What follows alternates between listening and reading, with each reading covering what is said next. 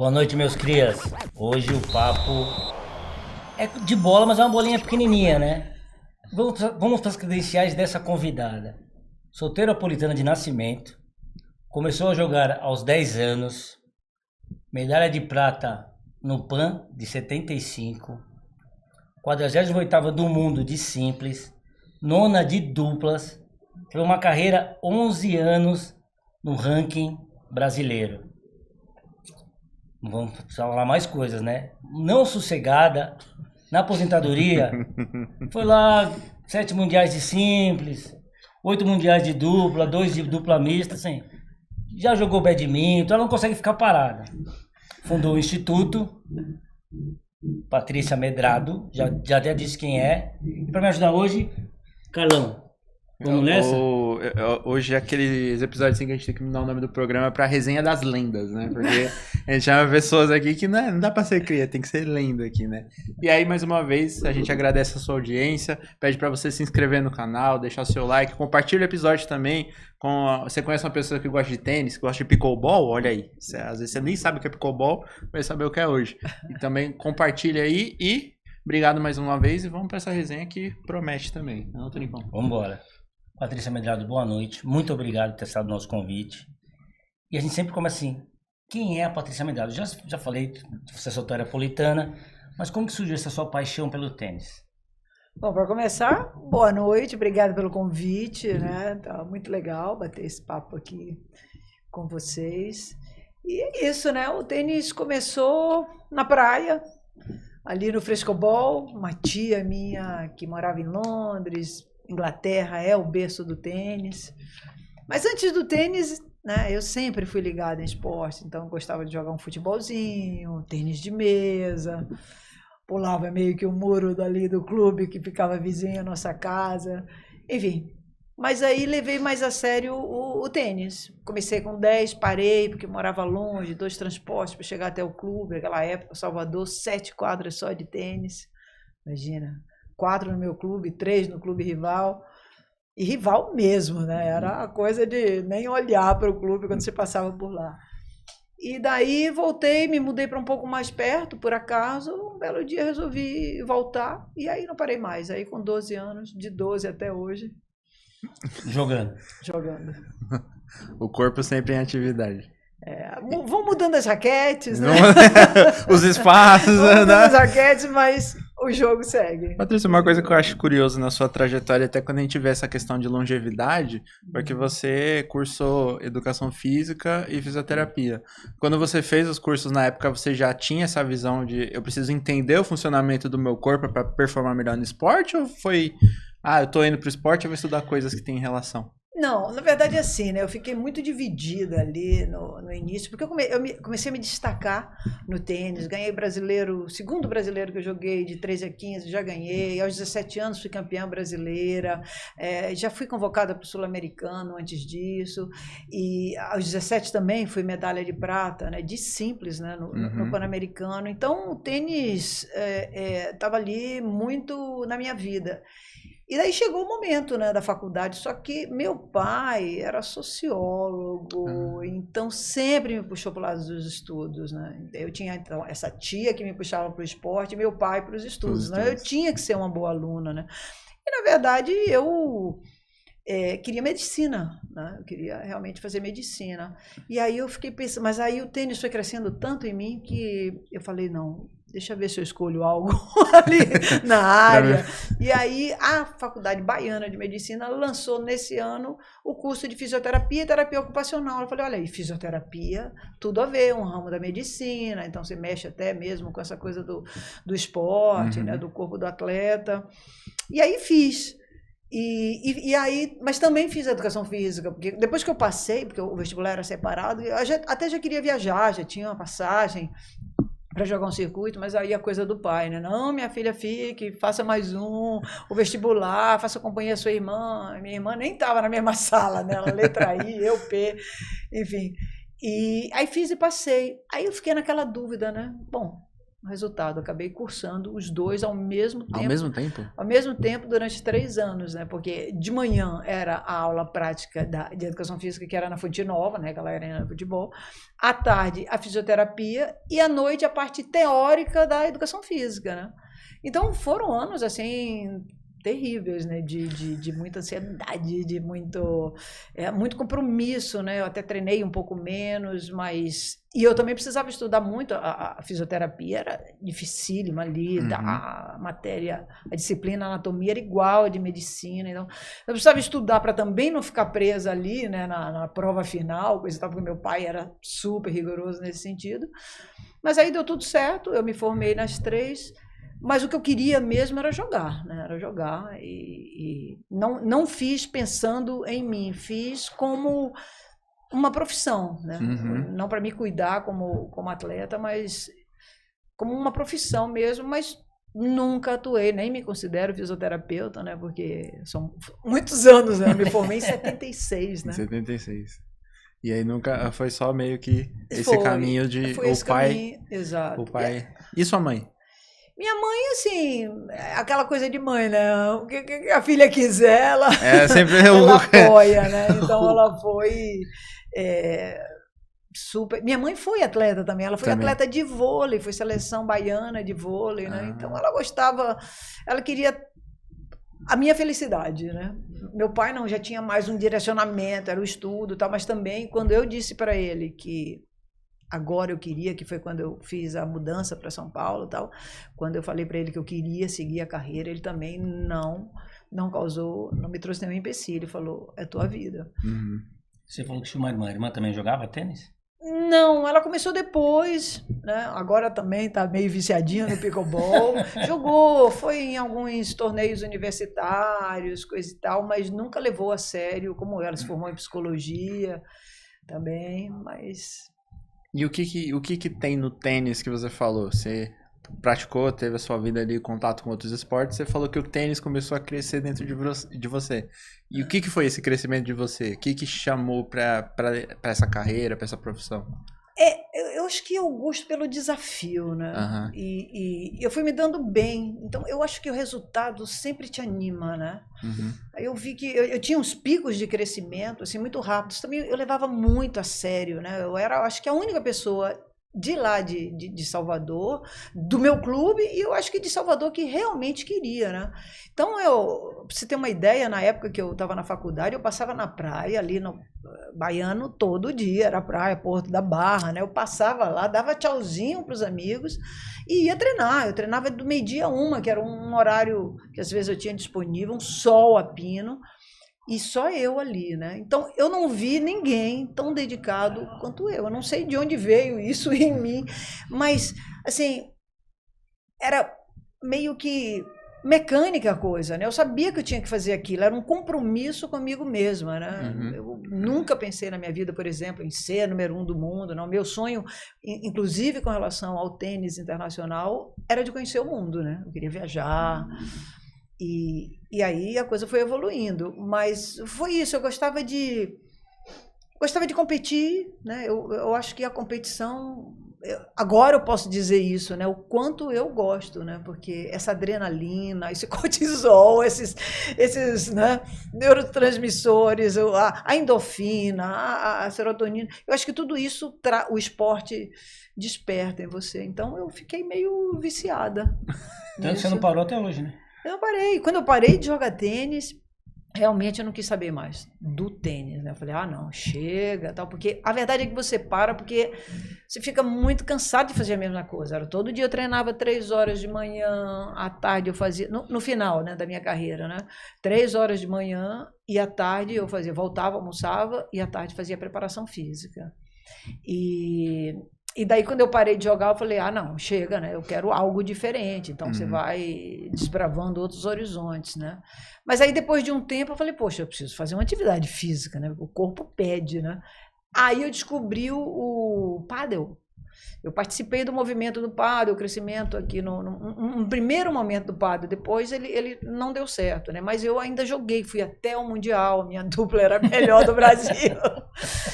E aí competindo, né? Então as competições eram ótimas, em Búzios, uns lugares super bacanas, assim, praia, enfim.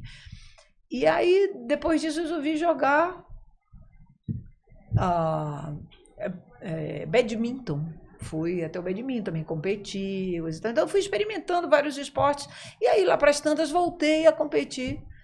Voltei a jogar tênis, já no circuito master, porque uma pessoa me convidou, não sei o que, eu estava na Inglaterra jogando um torneio, e aí eu dei uma passada era para jogar na grama de Wimbledon, o torneio era lá. E não o Wimbledon, mas um torneio ali realizado naquele espaço. E daí choveu, fui para uma quadra coberta, eu dei essa passada, quando eu dei essa paralela que eu passei, eu falei, nossa, eu quero sentir essa sensação de novo. Eu me lembro isso até hoje. Eu quero sentir isso de novo. Aí comecei a me dedicar ao circuito master. Aí fui, aí comecei a viajar. Aí eu comecei a associar também o esporte, a viagem, que é uma coisa que eu também... Você sabe que você passar 11 anos viajando pelo mundo, uma semana em cada lugar? Porque eu joguei, na verdade, durante 15, né? Minha carreira toda durou 15. Mas nesses primeiros anos, foi a coisa da faculdade, né? Então, eu jogava janeiro, fevereiro, março, lá nos Estados Unidos, que eram as férias daqui, até meados. Eu voltava no meio do ano, ia para a Europa. Então, e depois disso, quando eu finalmente venho para São Paulo, aí eu resolvi me dedicar exclusivamente, claro, já estava formado, me dedicar exclusivamente à viagem. Então, foram 11 anos aí, semana em semana. E depois, quando você parar de viajar, não, né? Mas nessa de viajar com o tênis, você chegava a conhecer os países, a cultura, ou você ia, jogava e já mudava? Ou dava tempo de passear? Essa é uma boa pergunta. É assim, a gente não tem esse tempo todo. A vida do atleta, ela é muito sacrificada, né? Sacrificante, né? Então você acorda, tal, toma café, vai treinar. Você não pode passear ali, porque você não pode se cansar pro seu jogo, né? Então você chega 2, 3 dias antes do jogo, aí vem o jogo. Se você ganha, você segue na competição. Se perde, vem aquele... Aquela frustração. Aquela frustraçãozinha. Aí, às vezes, você já vai pro próximo. Às vezes, você fica um dia. Dava para passear, mas... Tipo, um dia em cada lugar, de repente, você está em Paris, óbvio que você vai ver a Torre Eiffel. Mas também, em compensação, todo ano você vai lá, né? Então, alguns lugares você vai uma vez só, uma cidade nova que tem um torneio, mas tem um circuito que até hoje segue, você pode ver, né? Se você acompanha o circuito de tênis, é todo ano. Tem um torneio no Canadá, Montreal e Toronto, tem o Roland Garros, o Wimbledon. Então, eu fui tantas vezes, joguei 11 anos Roland Garros, então... uma vez você conhece uma coisa, outra vez você conhece outra, entendeu? Mas não dá tempo de conhecer. Eu, por exemplo, eu fui 5 vezes ao Japão durante a minha carreira. E aí, recentemente, tem alguns anos, eu fui para lá para conhecer o Japão. Aí eu fiquei um mês e é outro Japão. Aí conheceu o Japão. Outro Japão. O Japão que eu fui naquela época era assim, a gente entrava, tinha um transporte que nos levava, aqueles ônibus maravilhosos, confortáveis, e você ia lá, jogava, ficava no lugar e voltava. E aí, um dia tinha um passeiozinho. Tem um passeiozinho, você vai para o ponto turístico, você não vai conhecer o lugar geral. Exato. Né? Você falou, está em Paris, ou vou no Louvre, ou eu vou na Torre Eiffel. Ou vou ver a Mona Lisa, ou... Exato. Que todo mundo imagina que a Mona Lisa é gigante. Né? Turismo cansa. É muito cansativo. Olha, um atleta dizendo que turismo cansa. Eu faço muito turismo, mas é cansativo. Exaustivo. Patrícia, e vou fazer uma pergunta assim. Como que era ser mulher e atleta na época que você teve o seu auge ali, vamos dizer, 75, 80, que você foi medalhista pan-americano? Como é que era essa questão de equidade? A gente sabe que teve um episódio seu ali no Clube Pinheiros, que você, né, reivindicou essa questão de salário, pagamento justo. Como é que era ser mulher e atleta nessa época? Então, a minha sorte foi de ter escolhido o tênis, né? Porque eu gostava muito de futebol, né? Eu jogava escondido de meu pai até, né? Ainda bem, né? Porque o futebol, ainda bem que eu não almejei ser uma jogadora de futebol, porque naquela época o futebol, vocês bem sabem, né? O futebol feminino foi proibido de 1941 a 75, né? Então, o tênis era um esporte aprovado, né, pela sociedade e dava para jogar. Tinha que ser aprovado, né? E meu pai também concordava com isso, enfim. E, então eu jogava escondido meu futebolzinho, ele acordava, minha mãe chegava na janela, aí eu entrava em casa, jogava na rua. Era muito divertido. Enfim, e o tênis, nesse sentido, assim, por ser mulher, não tive nenhum impedimento. Agora, com o passar do tempo, essa questão de torneios, de premiação, quando começou a entrar a era, né? Porque a grande mudança no tênis feminino foi a partir de 1970, né? Em 68 começa a era aberta, né? O Open Era, né? Que se fala, que é o tênis profissional. Até lá o tênis era amador. Aí já começou a discriminação. Lá fora, né, tinha torneios que as mulheres chegaram a receber 9 vezes menos que os homens, né? É aí que vem toda a luta das mulheres, a Billie Jean aí se desliga do circuito oficial, cria, junto com outras, né, as 9 originais, um movimento, né, simulando um contrato com uma nota de $1, coisa e tal. E aí é a grande mudança. Em 73 surge, é fundada a Associação das Mulheres Profissionais, né? E aí, aqui no Brasil, né, quando começaram os prêmios em dinheiro, não precisa dizer que na década de 80, né, quando eu, por acaso, né, que eu não jogava o brasileiro, eu fui 11 anos consecutivos número 1 do Brasil, mas eu não jogava o brasileiro todos os anos, o campeonato brasileiro, né, nacional. Alguns anos, como eu tinha o melhor ranking, então eu automaticamente passava a ser, eu entrava, seguia como número 1, né, porque a minha prioridade era jogar lá fora, né. E aí, um ano eu estava aqui, fui jogar esse torneio brasileiro, chego no Pinheiros, por acaso, né? Aí eu fui olhar a tabela ali de premiação, né? Porque eu até nem olhava, porque eu nem visava jogar aqui por dinheiro no Brasil, porque eu já estava fazendo minha carreira lá fora. Quando eu vi a diferença de 5 vezes menos a premiação, eu falei, não. Já estava inspirada lá com a Billie Jean, com tudo que tinha acontecido, né? Eu falei, não. Aí eu falei com as melhores tenistas da época e falei, gente, isso não é possível, né? Não podemos aceitar. E aí combinamos esse boicote, né? Deu certo, não houve realmente... as melhores saíram, né? Inclusive depois uma empresa fez um torneio em nossa homenagem, no Rio de Janeiro. Esse torneio tinha sido aqui, né? E aí fizeram lá no Rio de Janeiro, nós fomos, jogamos. E a partir daí... até melhorou um pouco, nunca foi igual, né? Nunca foi igual, mas melhorou um pouco, então deu uma mexida, foi muito falado, né? Enfim, então a verdade é essa, sempre tem, sempre vai ter, né? Eu vejo até hoje em torneios, até mesmo em outros esportes, né? Eu percebo, até no pickleball, que eu estou jogando muito, que de repente os melhores jogos às vezes são colocados a melhor quadra são os homens que jogam ali, sim, né? Então, inclusive... mas eu sigo na minha linha, sempre dando uma cutucada a favor das mulheres, porque eu acho que é uma luta, né, que não tem fim. Em qualquer esporte, né? Em qualquer esporte. Em qualquer tempo também, né? Hoje em dia a gente vê que ainda tem bastante... luta por espaço nos esportes, imagina na década de 80. Não, e você vê o Roland Garros, por exemplo, até hoje tem uma forte pressão ali das mulheres, porque não tem jogos femininos, mas ali é uma questão também do tempo, né? Porque os homens jogam melhor de 5, as mulheres jogam melhor de 3. A diretora de Roland Garros é uma jogadora, a Amélie Mauresmo, foi campeã de Wimbledon, né? Jogadora francesa, ela que é a diretora, mas é por causa de uma questão também de horário e tal. Então, porque o melhor de 5 sempre demora mais. Se você coloca um jogo feminino e se ele for muito rápido, então faz um buraco ali na programação, entendeu?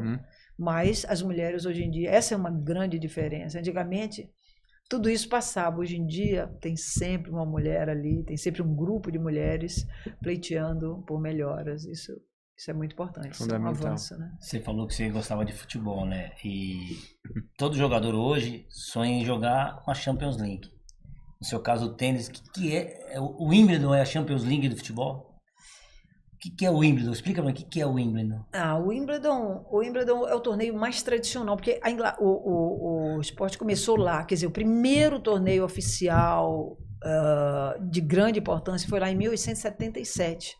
Não começou lá o tênis, né? O tênis, muita gente acha que começou na França, com o jeu de paume, que era um jogo jogado com a palma da mão, e coisa assim. Mas o primeiro torneio oficial mesmo, de grande escala, foi em Wimbledon, em 1877. Então ele tem essa tradição e ele é um torneio diferenciado, né? É um torneio que você não vê propaganda na tela de fundo. Ele é em grama. Hoje em dia a grama está cada vez entrando mais em extinção. O Australian Open era em grama, já não é mais. Até o US Open, que antes chamava Forest Hills, depois Flash Meadows, também já foi em grama, depois passou para saibro, enfim. Então o Wimbledon tem essa aura assim, do torneio mais glamouroso, digamos, né? E desde aquela época só podia jogar de branco. Sim, também tem essa tradição, né? O Wimbledon tem várias tradições, uma delas é essa, só pode jogar. Inclusive, eu tenho até um episódio interessante, né? Em Wimbledon, uma vez, seguindo essa regra do predominantemente branco, eu me vesti toda de branco, só que eu jogava com uma fita no cabelo e a minha fita era um lenço colorido. Eu tive que voltar da quadra para o vestiário para botar um esparadrapo aqui. Porque, na verdade, o que a regra diz é que cada peça tem que ser predominantemente branca.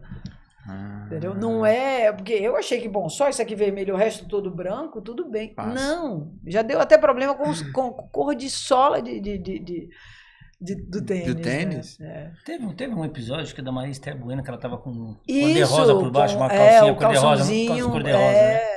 Então, é engraçado. Mas todo mundo respeita e, no fundo, eu acho bacana isso, né? Manter essa tradição porque vai tudo mudando tanto, né? E é bom manter. Eu sou a favor das origens, né? Se fala muito hoje em dia em mudança de regra, disso, daquilo. Djokovic deu uma declaração outro dia aí, mas enfim. Fala muita coisa. Eu concordo. O esporte, ele nasce de algum lugar, tem que ter as tradições mantidas também. Então, se tem uma coisa que me irrita no futebol, é número de camisa 30, 40 e tantos. Gente, é do 1 a 11, vamos, né? Mas os caras não respeitam mais. Você falou eu fiquei curioso da diferença dos pisos, né? Tem a grama, tem o saibro. É muito diferente, muda muito a técnica, o jogo de um pro outro? Como é que funciona? Muda. O saibro é considerado o piso mais lento, né? A bola bate ali e ela sobe muito, né? Então você tem mais tempo. Ganhar um Roland Garros, por exemplo, é aquele jogador que tem um excelente físico, que tem muitos bons golpes de fundo. Hoje em dia, na verdade, você tem que ser um jogador completo, né? Mas na minha época, vamos falar que ali era mais diferenciado, né? Na grama, só ganhava quem sacava e subia a rede. A grama era tão rápida que depois, quando o tênis evoluiu, eles tiveram que trocar o tipo de grama. Hoje em dia tem uma mistura de 2 gramas para que a grama fique mais lenta, né? Porque, inclusive, se você perceber ali, à medida que o torneio vai rolando, vai ficando aquela parte de terra, né, mais desgastada na grama. Antigamente ficava na área de saque e na rede. Agora fica muito mais na linha de base, porque os jogadores estão indo menos à rede e a grama está mais lenta, né?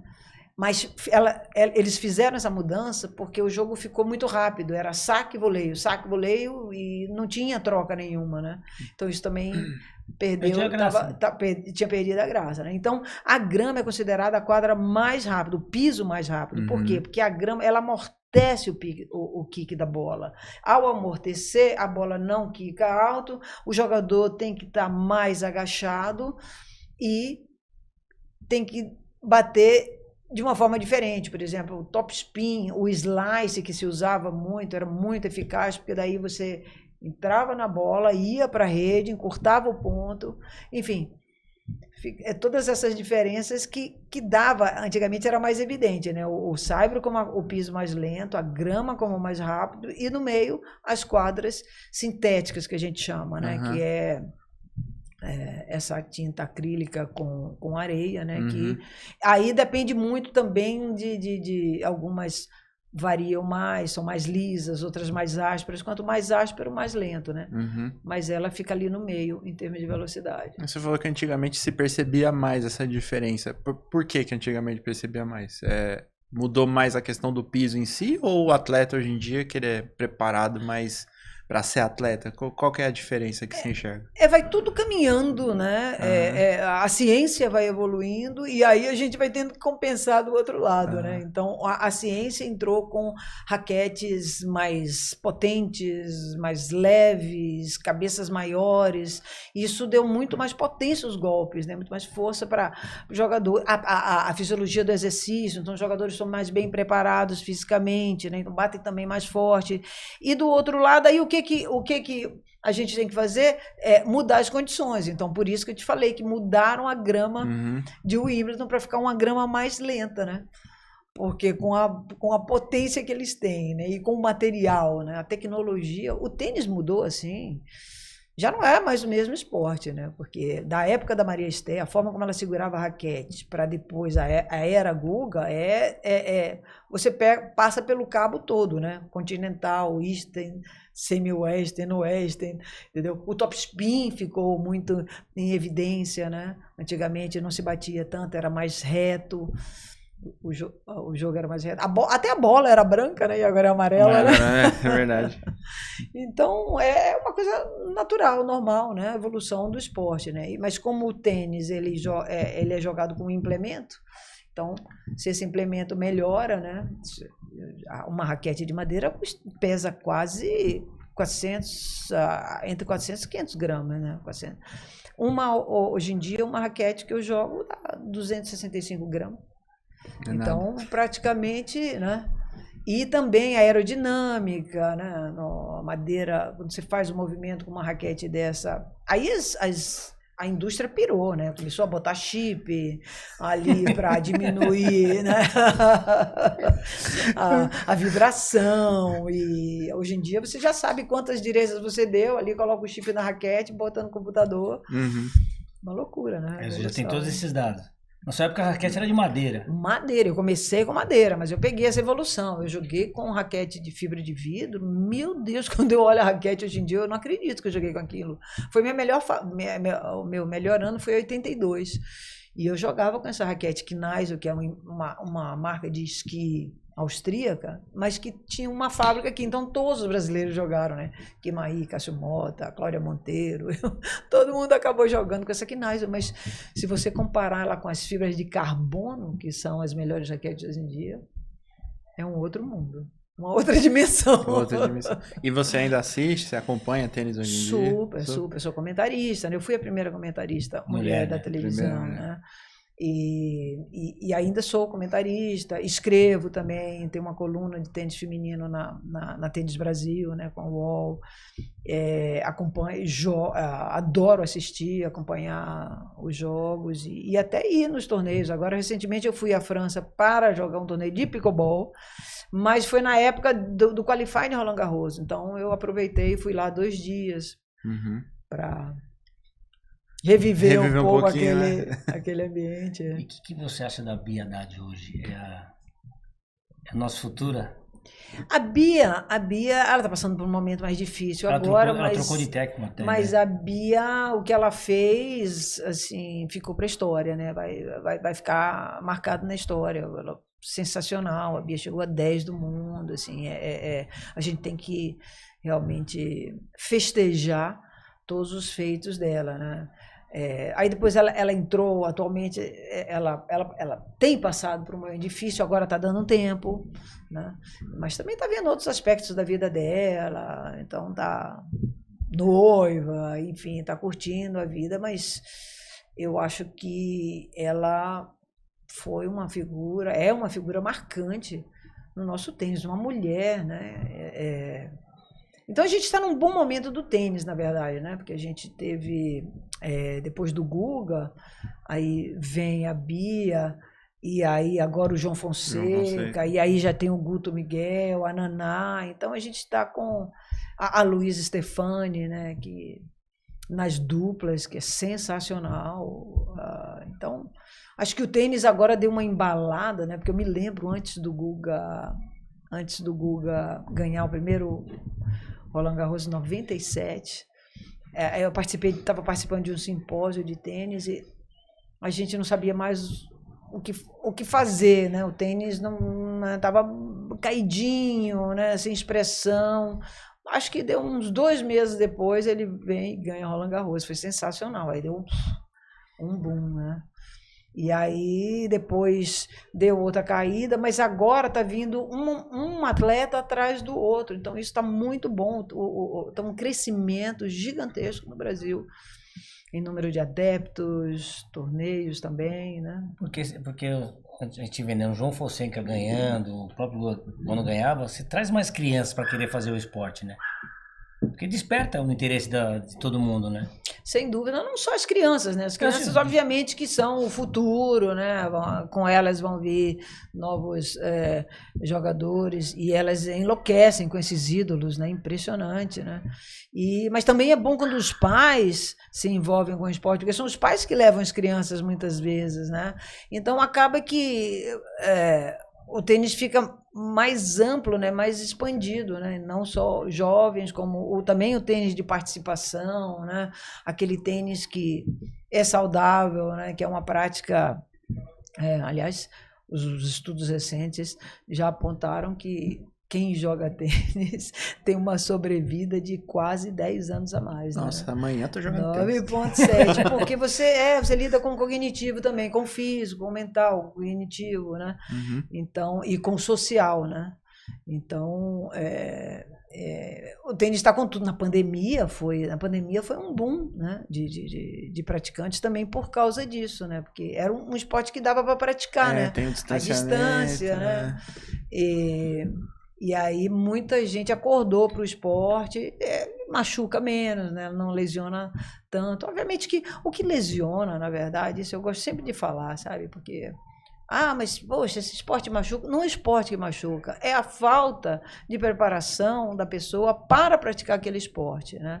Não dá para nenhum esporte, nenhum. Vocês que estão muito acostumados com o futebol, sabe? Não dá para entrar lá e dar um chute de primeira. Você tem que aquecer, você tem que fazer mobilidade, você tem que fazer força, você tem que fazer potência, você tem que fazer aeróbico.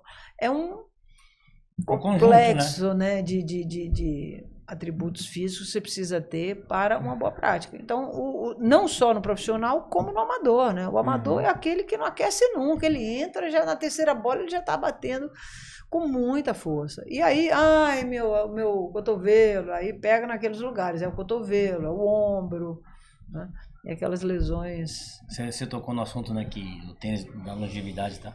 Por que vem essa onda de jogador de futebol? Todos eles gostam de praticar tênis, principalmente atacantes. É verdade, é verdade. Eu fui no torneio do Ronaldo Fenômeno, que ele faz todo ano lá, os Galácticos, e impressionante, eu fiquei passada de como eles jogam direitinho, o Kaká, né? Joga direitinho? Eles jogam super bem pro amador, né? Uhum. Juninho Paulista, vários ali jogando e num nível... E eles são super rápidos, né? Eu me lembro da minha época, cheguei a jogar uma vez com o Rivelino, né? O Pelé também gostava. Eu acho que é isso. O esporte coletivo, quando você se aposenta, é difícil você juntar um grupo de pessoas do seu nível. No futebol até que o pessoal tem... Mas aí vem a questão das lesões, né? Mas, por exemplo, o vôlei, basquete, é raro você ver Nunca vi a Magic Paula, Hortense dizer que elas estão brincando Então, jogam basquete. Não, o que vão fazer? Vão jogar tênis. Por quê? Porque é um esporte individual. Então, eu acho que o atrativo é esse, né? Você joga sozinho, né, como professor, ou você joga com um amigo, ou joga em dupla. Então, é mais fácil, menos perigoso e divertido. Saudável. É saudável, né? não machuca tanto, não tem contato direto, isso Aham. também é muito importante, né? Você falou dessa questão do individual e da dupla. Muda muito você tá competindo sozinho e você tem uma pessoa do seu lado? Como é que é a relação da sua, Muda você total. com dupla? Como é que funciona? Muda total. É outro jogo. Agora, cada vez mais, né? É outro jogo. Você... o treinamento é diferente. Inclusive, hoje em dia, tem muitos especialistas. Antigamente, quem jogava simples jogava dupla também. Agora, o jogador de dupla foca só na dupla, o jogador de simples só na simples. E são raros. Tem alguns, né, que jogam os dois. A Pauline, a Justina, a italiana. Tem alguns que jogam. Mas você vê, no Brasil, a gente teve o Marcelo Melo, tem o Marcelo Melo que joga, André Sá, o Bruno Soares, que só jogaram dupla.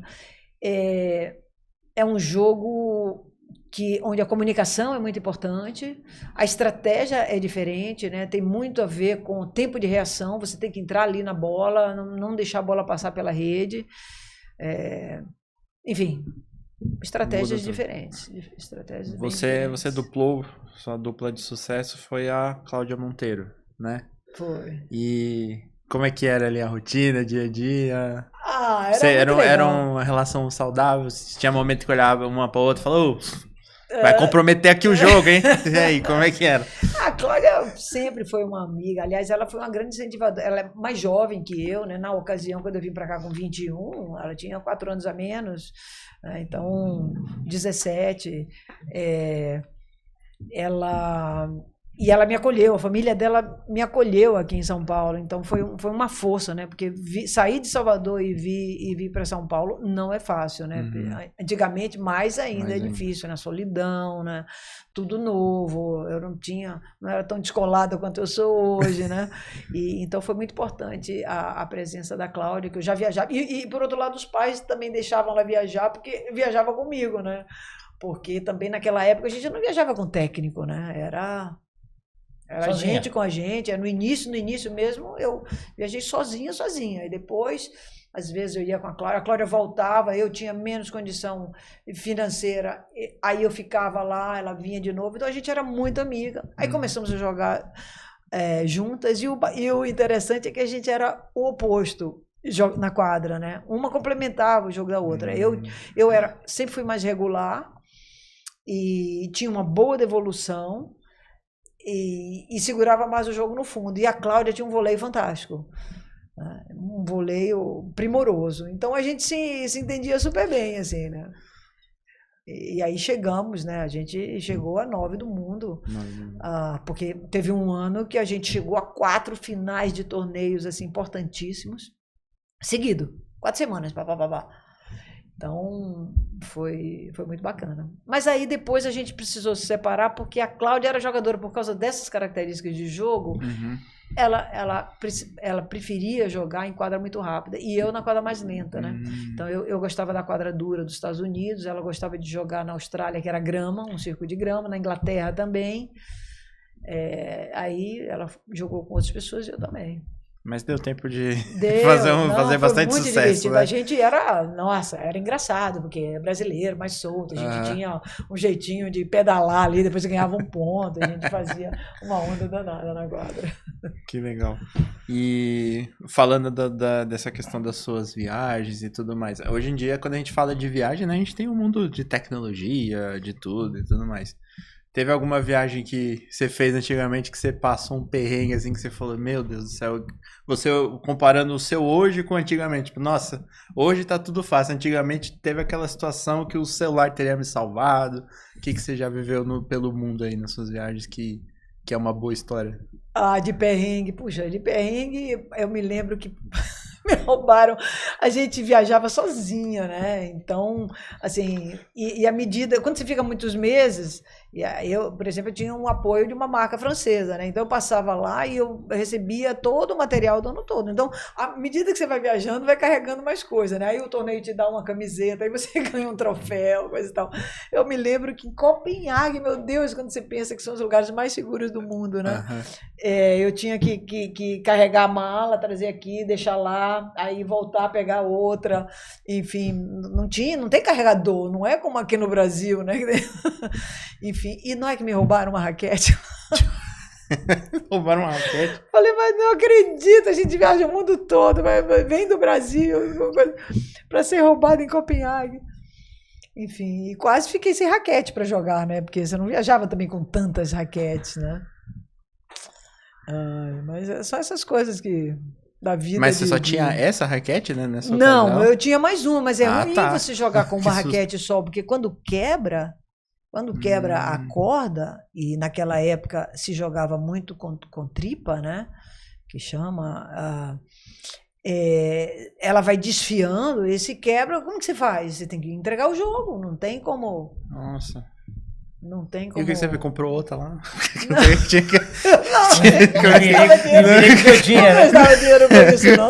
Porque eu ainda ia para a Inglaterra, porque na Inglaterra eu jogava com raquete de fabricação inglesa. Então eu chegava lá na Inglaterra, então tinha uma janelinha assim, eu chegava lá, botava lá, eu sou patrocinador hidrato, aí eles me davam a cota do ano, né? Pela janelinha, né?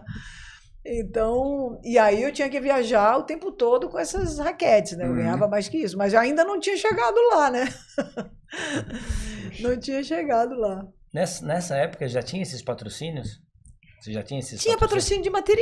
de material, né? Assim, dependendo do nível, né? Obviamente que Martina Navratilova, as melhores da época, tinham patrocínios bons, né? Mas eu me lembro, por exemplo, que eu tinha um patrocínio de uma raquete, que era assim, eles não me davam nada, só me davam material. Mas se eu ganhasse um Grand Slam, eu teria $1 milhão. Nossa. Só entre nós Engraçado, aqui. né? Só entre nós aqui. Ganhou quantos grandes slams? Nenhum, né? Então eu fiquei só ganhando material. Só mesmo, material. Né?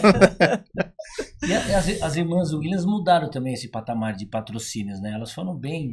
O pai dela foi bem insistente nisso também, né? Pra elas, né? Sim, eu acho que o esporte foi evoluindo muito, né? Você vê, eu sou de uma época, olhando para o Brasil, né? Que a notícia, ela saía no jornal, né?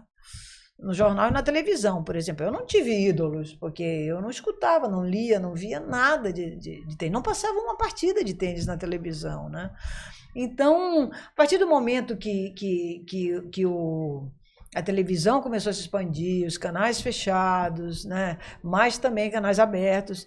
E o tênis foi, sei lá, houve mais investimento, mais quadras sendo construídas. Então, o tênis foi crescendo e é um absurdo hoje, o que é. Hoje em dia, então, com as mídias sociais, né, é uma loucura, né? Então, obviamente que houve mais investimento, mas isso foi construído lá no início, né, com, por exemplo, o circuito feminino, lá com a Billie Jean que eu falei, né? Aí houve a criação também da ATP, que é a Associação dos profissionais, dos homens profissionais, a WTA, e aí vai profissionalizando, então entra um patrocinador aqui para o circuito, outro para esse, a coisa vai crescendo, vai havendo interesse de mais marcas, né? Propaganda aqui, propaganda ali, então mais prêmios e, enfim. Acaba virando uma evolução natural. Não foi tanto a Serena e a Venus, mas sim toda essa turma que veio, porque antes delas teve a Chris Evert, a Martina, inclusive saiu até um documentário das duas aí. A Martina foi um fenômeno, né? Um fenômeno. Então, tudo isso atraiu muito, né? Ela vem da República Tcheca, né? Na ocasião Tchecoslováquia, e pede asilo nos Estados Unidos, e uma pessoa totalmente diferente, um gênio do esporte, enfim. Então foi muita história, né? Você jogou contra ela? Várias vezes, várias vezes. Ela era diferente? Muito, muito. E o difícil foi que a primeira vez que eu joguei contra ela, eu estava num circuito menor, né? Um circuito de quadra dura, e aí os 4 semifinalistas tinham direito a jogar esse circuito maior, que tinham 12 jogadoras top. E aí você entrava para completar a chave de 16, né? E eu tinha um nível bom para o circuito de baixo. Todo ano eu chegava pelo menos numa final de uma etapa, né? Porque eram várias etapas. E aí você tinha direito a ficar em cima no circuito grande por 2 semanas. Só que lá em cima eram em ginásios, como se fosse, sabe, essas arenas cobertas, coisa e tal. E aí se jogava com carpete, né? O piso, que são poliesportivas, né? Então você colocava um carpete ali.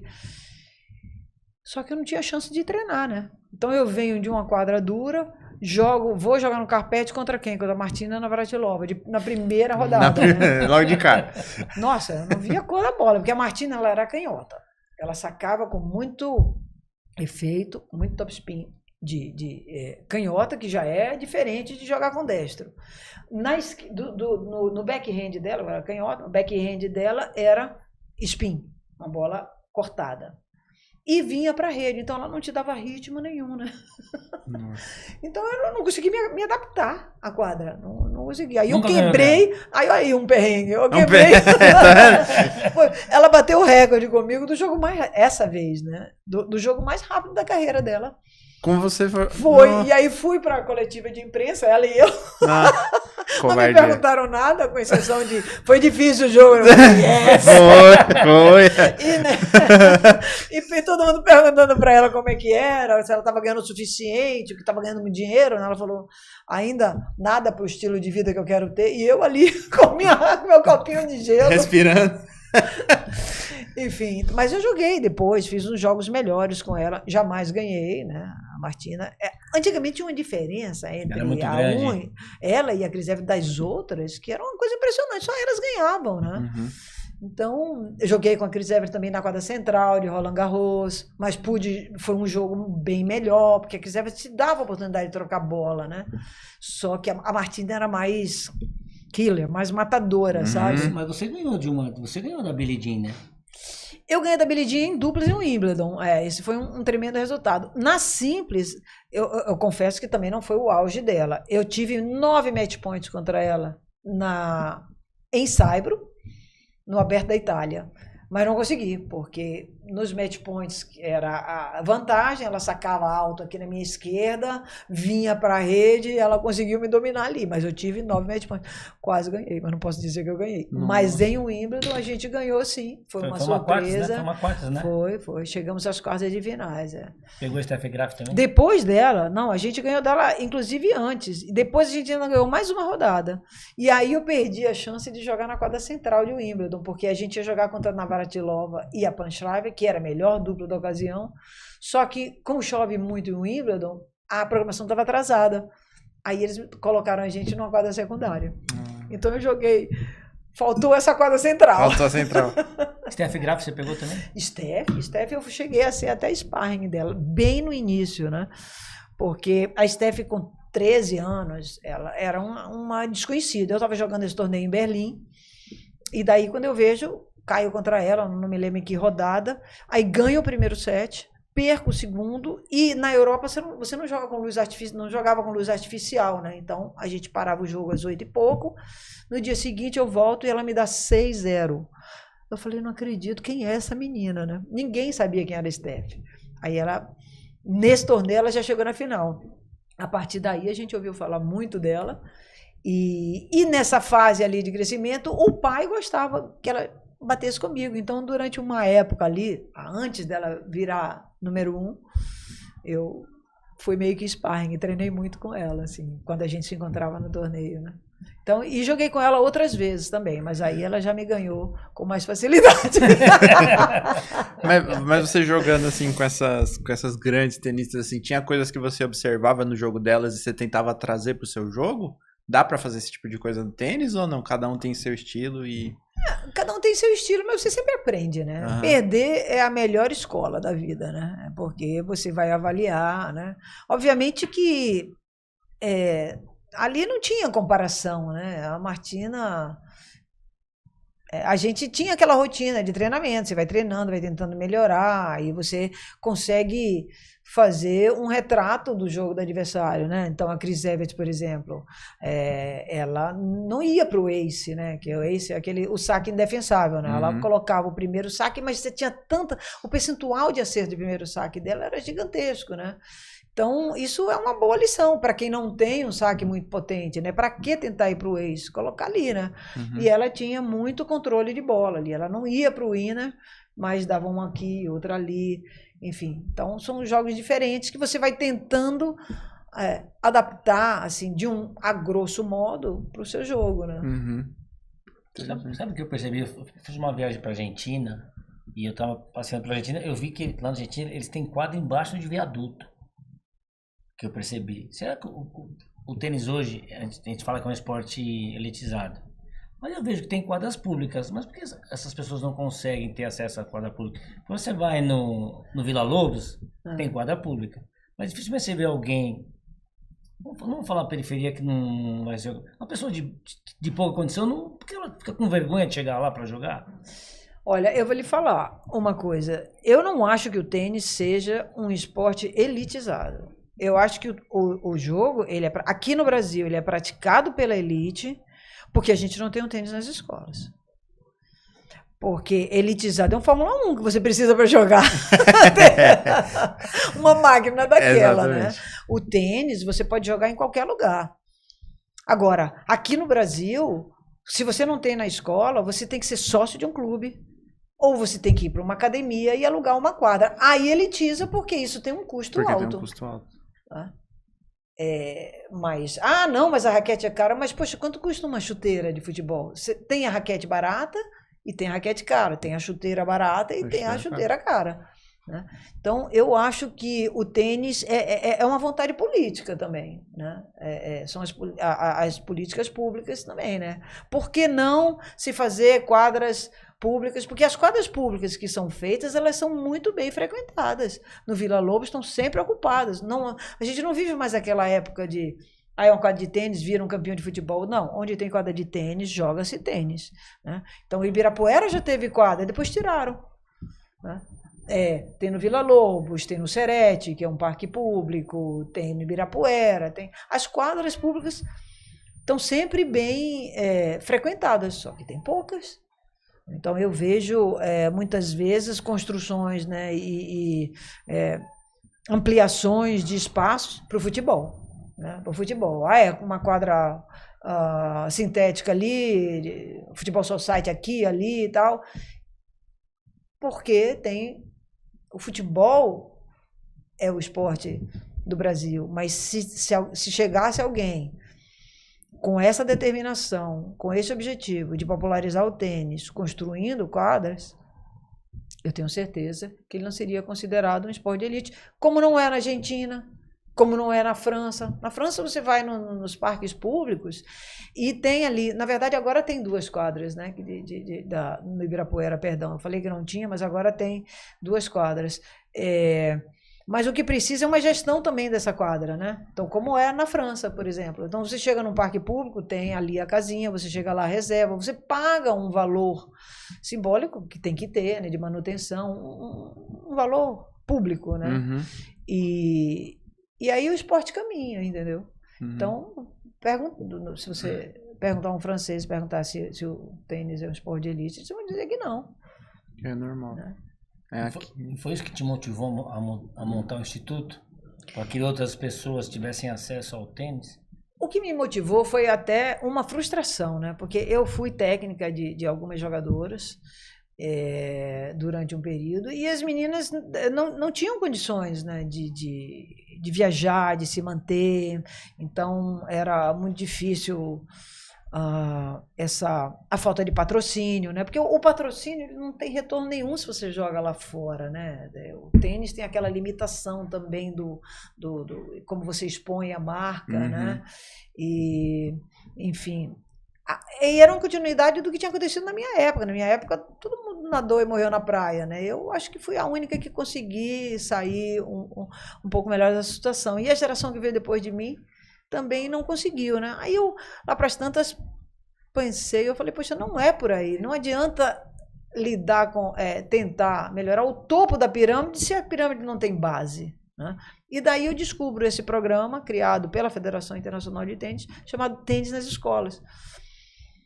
Aí eu trouxe para o Brasil, acabo virando a coordenadora nacional, acabei atuando mais em São Paulo, e é o que eu faço até hoje, né? A gente já entrou em mais de 17 municípios levando tênis para as escolas públicas, né? Com doação de material. Isso aí, obviamente, que por meio das leis de incentivo, com parcerias, né? Alguns programas também ao longo desse processo aí. E daí eu fundo o Instituto em 1998, 2 anos depois de eu ter trazido esse programa, que é para justamente facilitar essa relação com o poder público, né, para financiamento de projetos, né? Então, e aí eu sinceramente acho que esse é um grande caminho, né? No Instituto, eu vi que seu objetivo lá também não é formar jogadores, é formar cidadãos para o mundo, né? Tem alguma história de algum menino que, não que se destacou no tênis, mas que hoje eu vi que tem um menino acho que ganhou agora nos Estados Unidos um mestrado, eu vi no post lá. Tem algum menino que te dá muita alegria? Alguns meninos, né? Inúmeros, viu? Inúmeros. Eu tenho esse orgulho de dizer que a gente transformou muitas vidas, né? Lá já tem um que já mora na Alemanha, né? Ele começou o extremo leste da cidade e ele vinha 2 horas, né? Porque uma época eu tinha no Pacaembu um centro público de treinamento. Ele vinha de ônibus, disso, daquilo, e vinha estudando inglês também, né? Aproveitava esse tempo e tal. E o menino foi para lá, foi até o melhor, ele foi para uma universidade menor, mas foi o melhor atleta dessa universidade, fez matemática, depois fez engenharia de aviação, está morando na Alemanha. Agora a gente está com um que está fazendo mestrado lá. Fora esses, a gente tem vários aqui trabalhando em alguns clubes parceiros, em diversas áreas, né? Almoxarifado, administração, na quadra também, entendeu? Então, ou seja, a nossa ideia é proporcionar um futuro melhor para essas crianças. Já alguns parceiros nossos também que já chamaram alguns meninos para trabalhar.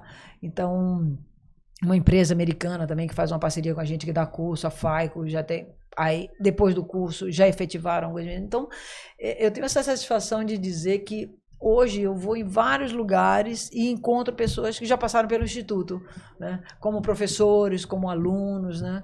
Os nossos projetos hoje estão todos, quem está à frente do projeto como professor, como estagiário, são ex-alunos. Então, eu acho que esse é um caminho.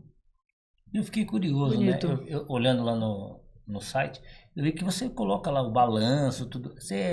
É bem transparente o seu projeto, né, Patrícia? Sim, sem dúvida. O Instituto Patrícia Medrado já tem aí seus 28 anos de existência e ali ele precisa ser uma organização da sociedade civil, né?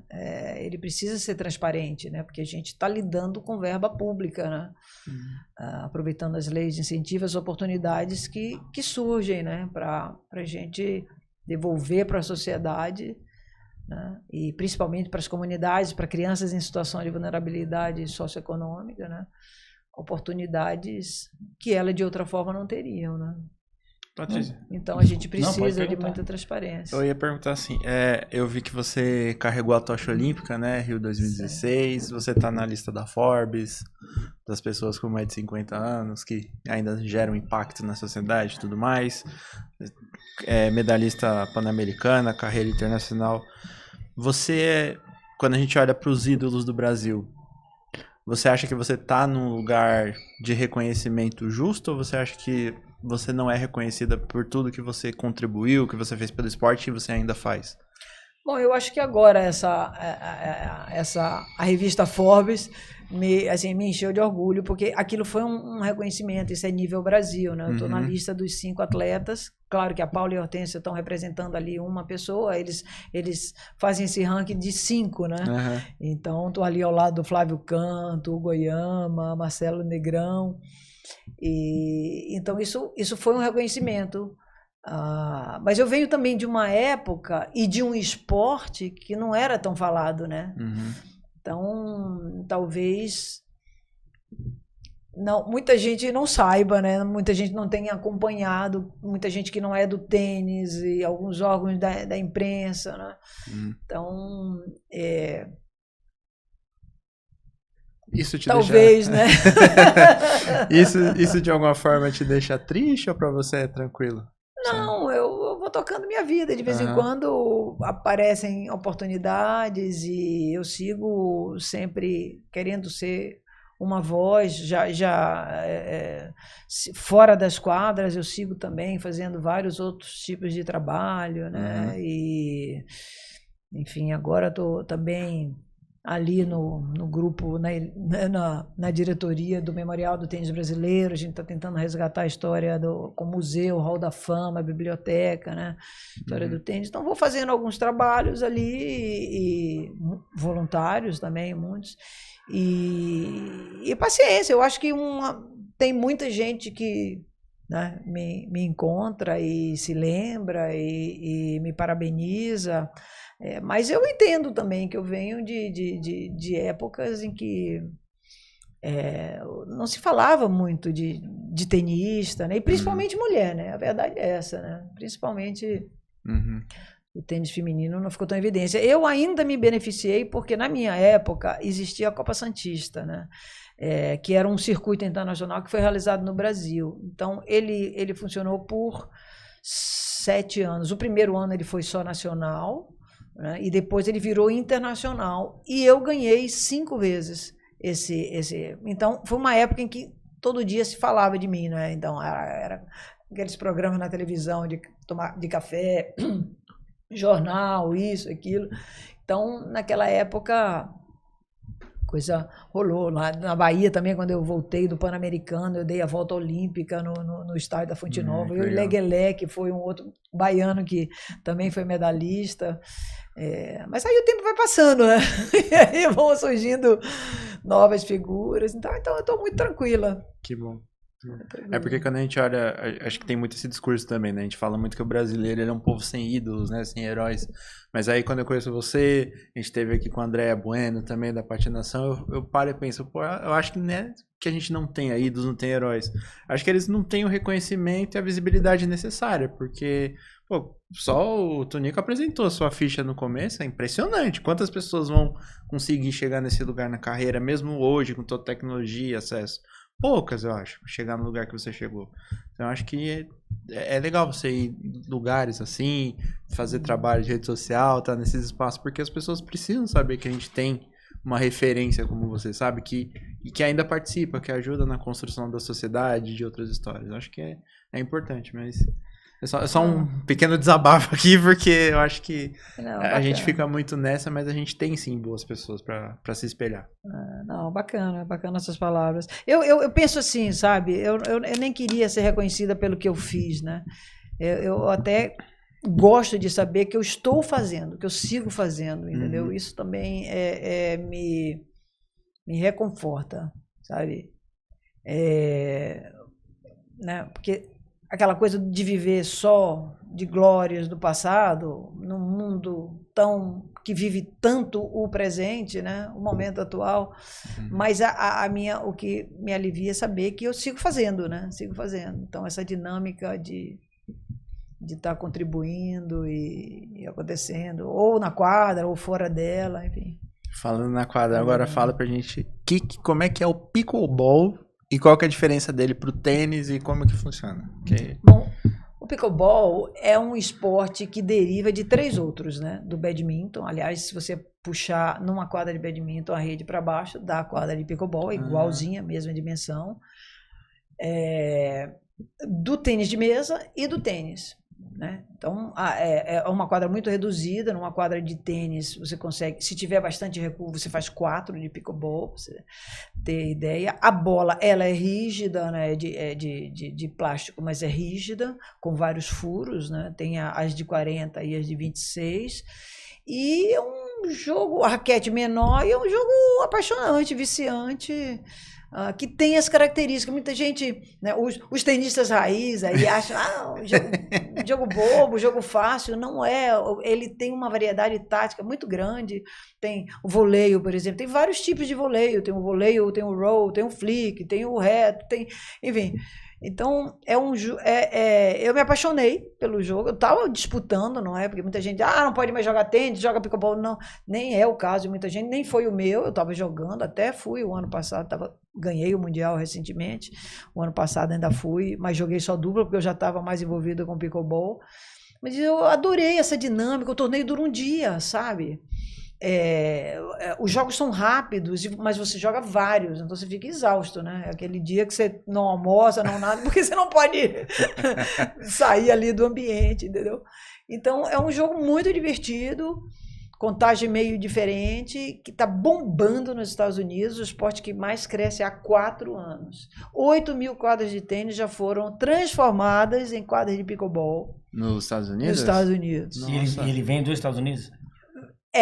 Ele foi criado lá. Exatamente. Em Washington amigos que estavam ali de bobeira nas férias. Vamos fazer uma coisa para se divertir.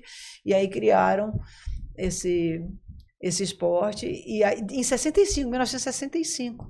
Mas depois da pandemia ele bombou mais ainda, né? É muito. Já temos quadras no Brasil? Sim, quadras? Muitas já. Muitas. Tem, tá bom. Cada dia abre uma arena nova, né?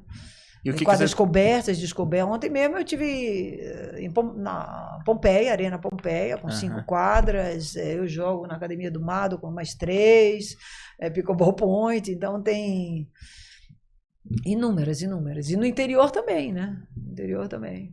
A Copa das Federações vai ser em Porto Seguro. Então... Você não quis se aventurar no beach tênis? Eu joguei 2 torneios. O que você não jogou? Fala o que você não praticou? Vamos lá. 8 esportes com raquete. 8 8 com raquete. Joguei, só não competi em 2, que foi squash e frescobol. Esses eu não competi, mas os outros todos eu joguei e competi. Mas o beach não me pegou. Me torrei muito ali na praia, aquele sol. Aí teve uma vez que eu não percebi, queimei meu pé ali. Aí não sabia que na praia você tinha que comprar aquele sapatinho, aquela sapatilha. Mas enfim, cheguei a jogar 2 ITF. Joguei em Santos e no Guarujá. Foi bem? Fui, cheguei na semifinal, joguei com a Ida, uma jogadora de vôlei, que foi seleção. Agora ela está em Portugal dando aula de beach. Mas aí depois que eu conheci o pickleball, eu falei, nossa, eu acho que também tem muito a ver com como a gente se dá, como o esporte chega a gente, assim, se você tem facilidade, né, se você tem sucesso, né, eu achei que eu me dei bem, assim, eu me encontrei, sabe, E aí agora eu já sou bicampeã brasileira de 50 a mais, eu tô com 69, né? Anos, mas eu já sou bicampeã brasileira de 60 a mais. Fui para os Estados Unidos, ganhei um APP, ganhei o Nationals. Sempre em dupla, né? A gente joga mais dupla. Fui para a França, ganhei dupla mista lá, então... Você dorme? A pergunta que fica Vou te contar, viu? E o engraçado é isso, né? Que à medida que o tempo passa, você tem que se preparar mais, né? Eu não posso me dar o luxo de não fazer uma musculação, um trabalho de mobilidade, um core. Tem que ser Você tem uma alimentação regrada? Não, eu sou meio chata para comer, eu já nem como muita coisa, né? E, inclusive, estou fazendo força até para ganhar uns quilinhos, né? Mas eu sei que eu tenho que comer mais proteína, eu sei quando eu tenho que comer carboidrato, então, nesse sentido, entendeu? Eu me cuido, vou no nutricionista, vou no fisioterapeuta, faço massagem regularmente, entendeu? Então, tenho uma vida, entre aspas, de profissional, sem ser profissional, de profissional, né? Profissional faz muito mais que isso, né? Mas eu digo que Sim, tem ali os encaminhamentos, os acompanhamentos, né? A fisioterapia, a preparação física, a nutrição, né? Por isso chega lá, ganha todo mundo. Vai pra França, eu vou ganhar isso aqui. Meu Deus, impressionante. Que pena que nos momentos finais que você não gosta. Patrícia, nos momentos finais a gente tem um bate-bola aqui. tivesse comer uma comida pra vida toda, que comida que seria? Uma comida para a vida toda? Só pode comer essa. Carne do sol com pirão de leite. Olha aí. Lá da Bahia. Da Bahia. Da Bahia, tem que ser de lá. Um adversário inesquecível. Uma adversária inesquecível. A pessoa que eu ganhei na semifinal do Pan-Americano do México. Sandy Step. Porque ela que me deu a medalha. Se eu tivesse perdido, eu tinha perdido dela no jogo de grupo, mas aí ganhei 3 dias depois para chegar na final. Perdi na final, mas ela me deu a medalha de prata. Então, fico com ela. Um torneio especial. Torneio especial. Roland Garros. Agora vamos montar a tenista perfeita. Eu vou falar quem é melhor. Saque. Atual, você fala? Não, uma tenista perfeita. Que da sua Não, é vida porque- inteira. Pode ser da sua época, pode misturar com a atual. Uma tenista Melhor perfeita saque no que você viu. melhor saque. Melhor saque? Eu diria Martina, né? Se for para falar da minha época, Martina. Se for hoje, a Ribac, né? Forehand, Forehand, Steffi Graf. backhand, Backhand, Chris Evert. um voleio, Voleio a Martina. slice, Vou ficar nela também. Não, a Steffi Graf. lobby, O lobby, aí você me pegou. Aí eu não vou lembrar quem que louva bem. Mas teria que pegar alguém atual. A Morrova, vai. e um drop shot. Drop shot. Drop shot. Susana Peterson. Essa ninguém conhece, é brasileira. Mas eu joguei com ela quando eu tinha, eu acho que 15 anos. E olha, foi a melhor curta que eu já vi na minha vida. Eu me matei para ganhar um game dela. Ela já tinha uma experiência internacional. E ela jogava em cima da linha. Então, vamos trazer um pouco para o Brasil. Susana Peterson. O tênis em uma única palavra. É apaixonante. E o que a Patrícia de Medrado de hoje falaria para aquela menina que nasceu no dia 26/11? Eu não vou falar o ano para não revelar a idade. Não, eu já falei Já falou? isso, eu tenho 69. com 6 muito do 11 de orgulho. 56, né? Olha, o que eu diria, para que nasceu? Pra menininha. pra Você vai aquela pegar ela menina, no colo e falei- falar, ó, o que você falaria para ela? Bom, como ela acabou de nascer, ela não tem ainda uma bagagem de vida, eu diria, viva seus sonhos, né? Transforme seus sonhos na realidade, ocupe seus espaços, aprenda a brincar e a se divertir, não leve a vida tão a sério, mas com seriedade. Para quem está ouvindo a gente hoje, seja um jovem atleta, alguém querendo causar impacto na vida de alguém ou na comunidade, qual conselho você deixa? Para quem Para quem está está ouvindo a gente? ouvindo a gente? É. Eu acho que pense no próximo, né? E se cuide.